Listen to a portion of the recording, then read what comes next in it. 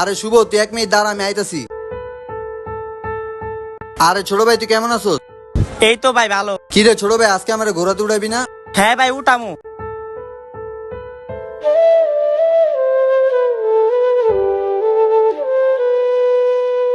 ছোট ভাই ঠিক আছে ঠিক আছে, আমার নামায় দে। আচ্ছা ছোট ভাই, তুই এই টাকাগুলো রাখ। ধন্যবাদ ভাই। ওই শিশির দাঁড়া, তুই প্রতিদিন ওর এতগুলো টাকা দিস, কিসের টাকা দিস এগুলো? আরে ভাই শোন, এই ছেলেটা ছোটবেলা থেকে পড়াশোনা ছাইরা ও সংসারের হাল ধরছে। সংসারে হাল ধরছে কেন? ওর বাপ আছে না? তুই ওরা কিসের টাকা দিস তো? আরে ভাই শোন, ওর বাবা সংসারে থাইকাও না থাকার মতো, কারণ ওর বাবা মদ খায় মাতলামি করে আর ওর মারে কোনো টাকা পয়সা দেয় না। কি? ও আচ্ছা, যাক, তুই একটা ভালো কাজ করছস। আর ছোট ভাই, তুমি কোন টেনশন করো না, আমার বন্ধু এভাবে তোমায় সবসময় সাহায্য করবো। ধন্যবাদ ভাই, আপনি আমার কষ্টটা বুঝছেন। আচ্ছা ঠিক আছে ছোট ভাই, কালকে আবার দেখা করবো নে। গরিব হয়ে জন্মালে কখনো আফসোস করবেন না, কারণ দুনিয়াতে বাঁচতে হলে লড়াই করে বাঁচতে হয়। ভিডিওটি ভালো লাগলে অবশ্যই লাইক করে যাবেন।